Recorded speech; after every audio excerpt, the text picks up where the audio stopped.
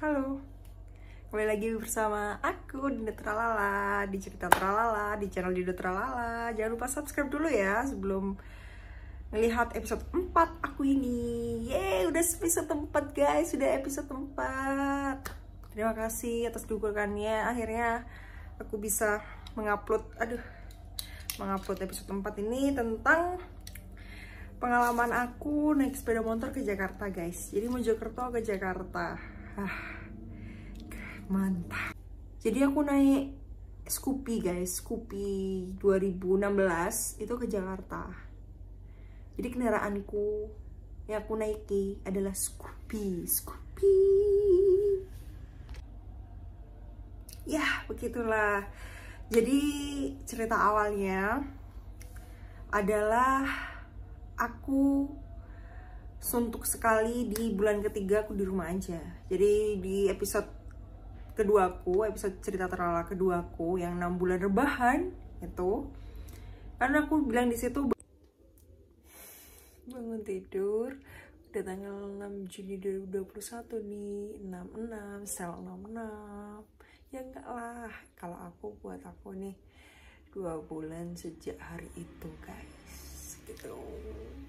Bahwa puncak aku bosen di rumah, stres, ya udah suntuk banget lah. Pokoknya rebahan itu di bulan Maret itu udah kurencanakan akan ke Jakarta guys, dan orang rumah nggak ada yang tahu. Yang tahu cuma adikku aja, Hasron, dan budeku. Nah, budeku ini yang memberikan aku tempat penitipan koper. Jadi sebelum aku berangkat ke Jakarta, aku nitipin koper guys. Nitipin koper ini.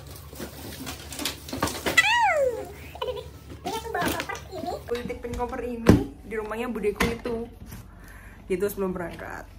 Jadi 6 April 2 bulan yang lalu ke Jakartanya terrealisasikan guys, terrealisasikan. Alhamdulillah aku bisa mencapai pencapaian terbesar bagiku di umur 23, yaitu itu merantau di Jakarta, motoran dari Mojokerto. Jadi kalian kalau Google Map aja, di Google Map Mojokerto Jakarta, kalian bisa lihat ini, kita kasih fotonya ya. Ini itu sekitar 15 jam 16 jam. Itu di Google Map 15 jam 16 jam, ternyata hoax. Ya Allah, hoax banget itu guys, bohongan. Molornya itu sampai 8 jam loh. Jadi aku total aku naik sepeda motor dari Mojokerto ke Jakarta itu adalah 21 jam 2 hari 1 malam. Nah, udah ya, mulai cerita ya. Itu ringkasannya deh yang tadi. Jadi singkat ceritanya, tanggal hari Selasa tanggal 6 April itu aku udah siap-siap, udah packing sejak kemarinnya. Udah packing semuanya, sembunyi-sembunyi, gak ada yang tahu, cuma Hasron sama budeku. Aku bawa tas ransel besar sama masih barang berceceran di sepeda motor di bawah. Aku langsung berangkat ke rumah budeku, ambil koper dan packing di situ semuanya, aku atur. Jadi total aku bawa barang itu 1 koper, 2 ransel. Ranselnya ini tas ransel kecil sama tas ransel hiking gitu.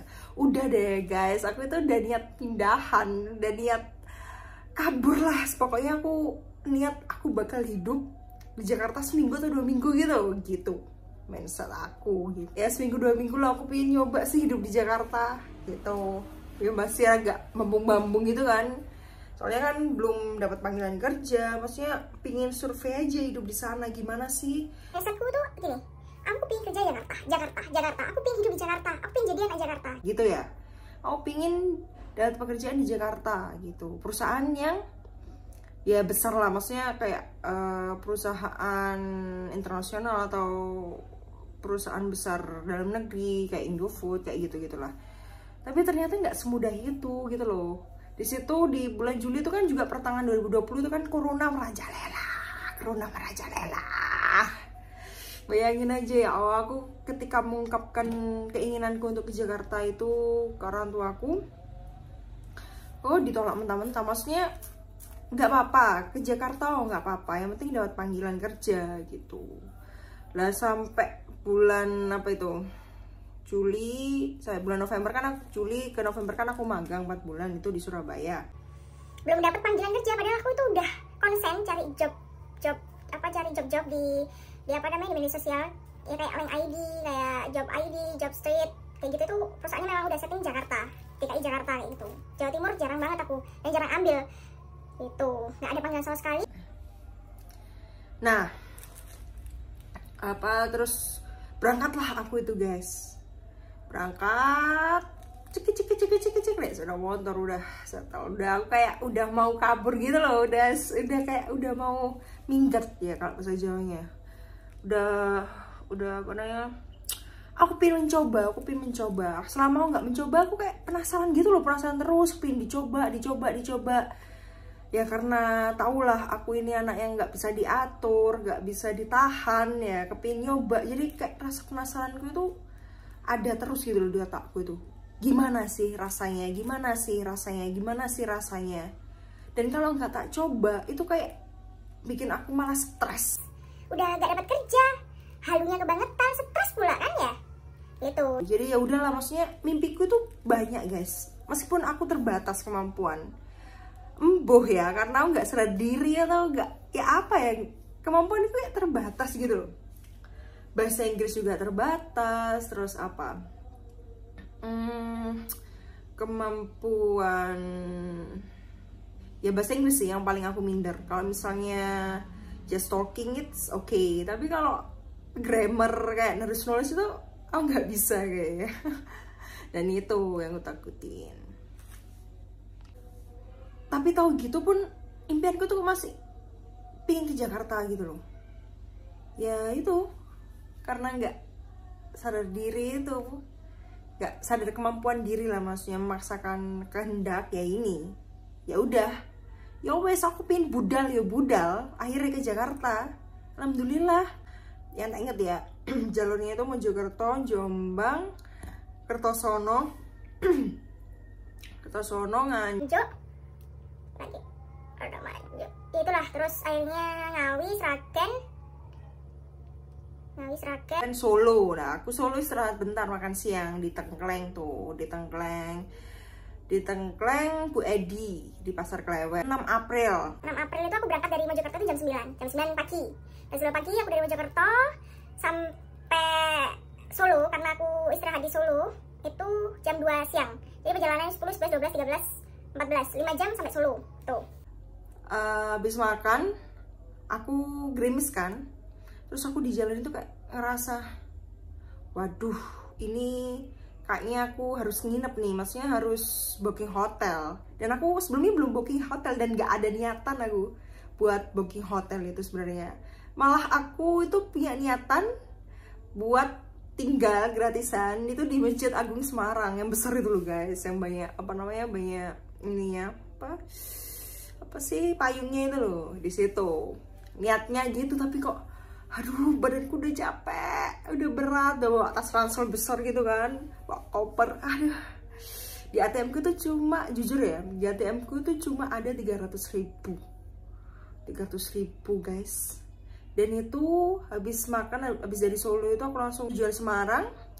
Di situ aku berhenti di Alfamaret, buka handphone, langsung nekat beli hotel. Cari hotel 1 kamar, no breakfast ya, nggak pakai sarapan. Karena udah feeling lah nggak bakal sarapan, karena aku keluarnya pasti pagi banget biar nggak kemalaman nanti sampai Jakarta gitu. Mau masuk Semarang baru beli hotel itu, baru booking hotel itu.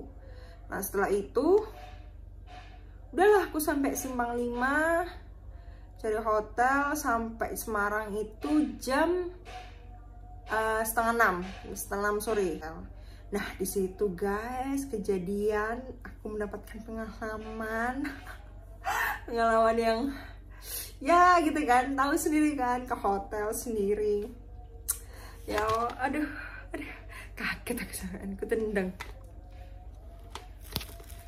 Yang udah certified corona yang hijau itu loh, kalau tiba-tiba habis maghrib itu kayak mau sholat ya, mau sholat, gak mau sholat, udah sholat, itu kayak ada orang tertawa guys.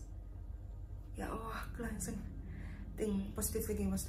Tahu mungkin suara tertawanya orang kafe bawah mungkin ya gitu. Oh, positive thinking karena sendiri kan, mau ngapain lagi, bayangin nangisnya nggak bisa, jauh. Aku nenangin diri, udah ketawanya. TV ku habis sholat maghrib itu, TV ku nyalain, ku banterin apa namanya, ku banterin volumenya, udah masih ketawa, udah gak tak kedengeran ketawa-ketawa, udah tak singkirkan lah. Aku nikmatin TV. Paling suka itu TV tuh pasti ada HBO kayak gitu-gitu, terus ada Fox, karena aku suka film Hollywood gitu loh guys. Aku tuh pecinta film, seriusan aku pecinta film. Meskipun aku nggak bisa lancar bahasa Inggris atau nggak bisa menguasai banyak bahasa Inggris, vocab atau apa, tapi aku suka film Hollywood tuh, sangat suka. Ya udahlah, aku nonton, udah nggak mikir aneh-aneh, udah selesai. Tiba-tiba itu kejadian juga lagi, pintu kamar mandi tiba-tiba geretek gitu. Pintunya itu kayak tarian ini loh, bukan pintu yang gini tapi tarian, kayak buka sedikit gitu, sama ada air kelucur gitu, air itu keluar, entah itu keran dari mana, pokoknya airnya keluar guys. Aku ya Allah, apa itu, ya Allah gitu tak. Udah nggak pikiran aneh. Kalian ya kalau menemukan hal itu, positive thinking, ada Allah gitu toh. Terus habis itu habis silap, aku menikmati momen di kamar sendirian. Tanggal 7 April hari Rebo pagi jam 5 itu aku udah check out. Habis subuh habis check out, udah aduh bawa tas, bawa sembarang, udah semuanya aku bawa, udah siap, berangkatlah aku check out. Udah siap-siap. Jangan lupa, aku tuh kalau di jalan itu di jalan waktu perjalanan itu aku bawa gunting sama bawa sovel, tak taruh di sakunya sepeda motor. Biar apa? Biar kalau itu langsung aja kakak gitu. Maksudnya kalau ada apa-apa itu kan itu bisa buat jaminan, megang sesuatu yang bisa melindungi kita gitu. Dari Rabu pagi itu Semarang gerimis guys, hujan. Malam mungkin ya hujannya. Jadi waktu aku subuh itu keluar itu masih gerimis tapi nggak deres, kayak gerimis aja. Udah jalan set, udah jalur Jakarta langsung cus sampai siang pun itu ternyata nggak sampai guys. Aku lihat handphone di Google Map itu kayak, aduh kok tambah jauh ya, ternyata 15 jam itu ada yang masuk tol guys. Jadi aku mau nyasar ke jalan tol Pekalongan itu aku mau nyasar di jalan tol. Ini bener kan, kok aku sepi nih, terus cor-coran gitu kan, masa kita tol gitu kan. Akhirnya beneran itu jalan tol guys, itu jalan tol, dan aku putar berkali-kali, ini bener kan, sampai di saat itu ada orang tahu ya, mungkin ya aku bawa tas banyak, terus ada orang baik bilang, mau kemana mbak gitu, mau ke Jakarta pak, lewat mana ya gitu. Oh putar balik mbak lewat lurus aja, nanti lewat jalur itu nanti ada tulisannya Pantura gitu. Jadi aku putar balik langsung jalan ke arah Pantura. Balik lagi ke Pantura, Panturanya Pekalongan itu. Nah ini jalannya kayak gini guys, bobolannya. Jalannya itu kayak aspalnya itu rusak gitu loh, berair juga. Ya Allah. Terus habis lanjut udah masuk jalan Pantura lagi, di jalan yang benar, jalan sampailah Pekalongan. Terus apa itu? Tegal, Brebes kayak gitu kan, langsung habis itu keluar Jawa Tengah. Terus aku ke Jawa Barat. Langsung ke, ingatku ya, ikut Karawang, Cirebon, terus Bekasi, Jakarta. Itu lama banget guys. Jadi ketika aku Google Map, kalian lihat, Semarang, Jakarta itu sekitar 8 jam, 7 jam, 8 jam. Ternyata enggak guys, 12 jam aku ke Semarang, Jakarta 12 jam. Gila, jadi jam 5 sore baru sampai Jakarta. Bener 12 jam, karena Setelah sampai Jakarta, tujuan pertama aku adalah ke rumah Andara, ke rumahnya Raffi Ahmad, ke rumahnya Raffi Ahmad guys. Aku ya Allah, tapi aku udah feeling bakal nggak bisa masuk ke rumahnya Raffi Ahmad. Maksudnya masuk ke gangnya aja nggak bisa karena nggak ada keperluan. Aku istirahat diri kalau guys, istirahat diri lah aku ini. Gak akan maksa ketidakmampuanku lebih jauh. Ya karena itu kan private juga kan. Rumahnya tuh terbatas, nggak semua orang bisa masuk. Gitu. Ya. Itulah udah sampai Depok. Andara itu daerah Depok, Depok guys. Depok. Terus habis itu udah nggak boleh masuk kan, ya udah aku foto itunya foto itunya apa sih jenenge, gapura perumahannya, udah selesai langsung aku menuju tujuanku di Jakarta, di daerah Jakarta Selatan. Jadi Depok Jakarta Selatan itu sekitar 35 menit 40 menit lah, sampai lah aku di rumah temennya tanteku. Jadi aku numpang di rumahnya temennya tanteku gitu, di daerah Pancoran Jakarta Selatan lah pokoknya. Itu ya begitulah. Jadi aku nginep di situ berapa hari ya, Rebo, Kamis, Jumat, Sabtu 4 hari 3 malam. Jadi aku di Jakarta itu 4 hari 3 malam. Aku merasakan surveiku di Jakarta ini sangat membantuku untuk melihat realita Dinda, realita gitu. Melihat realitanya adalah bahwa hidup di Jakarta itu nggak semudah apa yang kita kira guys.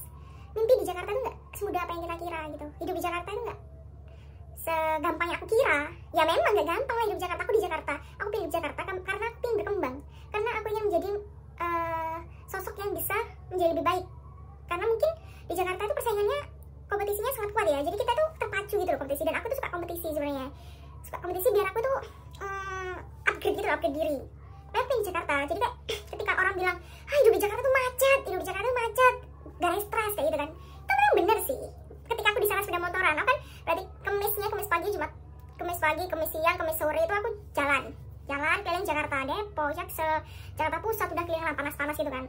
Di situ aku survei apa guys? Di situ aku survive di sana, naik sepeda motor. Soalnya kalau naik kendaraan umum itu mudah, tapi ya mungkin kita terbatas waktu ya, terbatas waktu. Karena ketika tahun 2019 itu kan aku juga main ke Jakarta nih. Ini niatnya liburan ya, bukan survei. Kalau ini 2019 itu aku niat liburan ke temanku. Liburan di situ transportasiku itu Gojek, Gokar, kendaraan umum, KRL, MRT kayak gitu. Itu habis banyak, lumayan habis banyak. Apalagi Gokar, Gojek itu pasti habis banyak guys. Gitu. Tapi kalau kalian nggak gopoh naik KRL aja, itu bisa murah, hemat. Gitu. Yang penting kalian punya kartu ini. Bentar ya. Aduh. Nah, ini dia kartunya. Jadi kalau kalian ke Jakarta, beli aja kartu ini. Kartu KRL. Dicet, buka otomatis kayak gitulah ya ini. Ini udah aku punya sejak tahun 2019 guys. Dan udah merasakan KRL, udah kendaraan umum. Nah ini karena aku nekat naik sepeda motor, karena ini benar-benar aku itu pengen survive hidup di Jakarta. Mencoba survive hidup di Jakarta. Dicobai semua guys. Survive-nya juga harus kuat hidup di Jakarta itu guys. Gak semudah itu ternyata.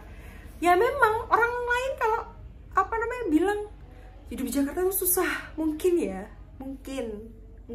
hidup di Jakarta itu terlihat susah. Ya itu karena tekanannya banyak banget kayaknya di Jakarta itu.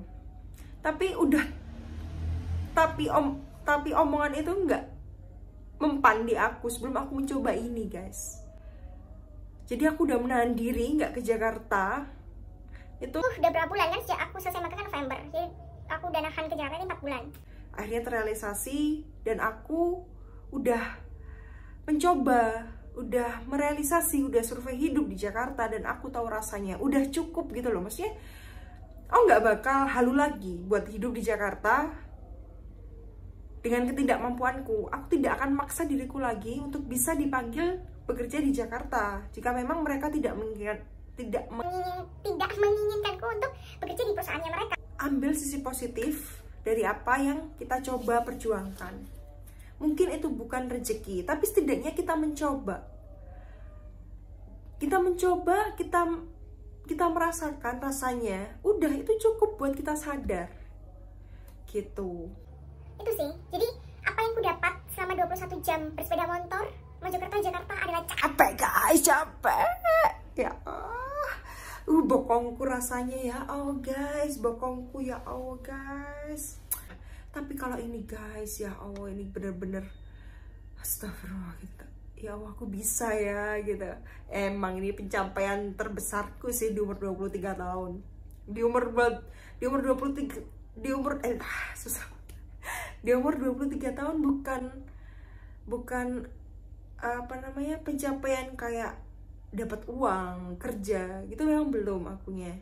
Tapi pencapaian untuk membuktikan diri, untuk mencari jati diri, untuk mencoba sesuatu yang kita inginkan meskipun itu sebenarnya tidak cocok buat kita, dan kita tahu itu worth it banget untuk dicoba. Worth it banget untuk dicoba dan bikin aku sadar gitu. Ini bukan pencapaian besar menurut orang lain.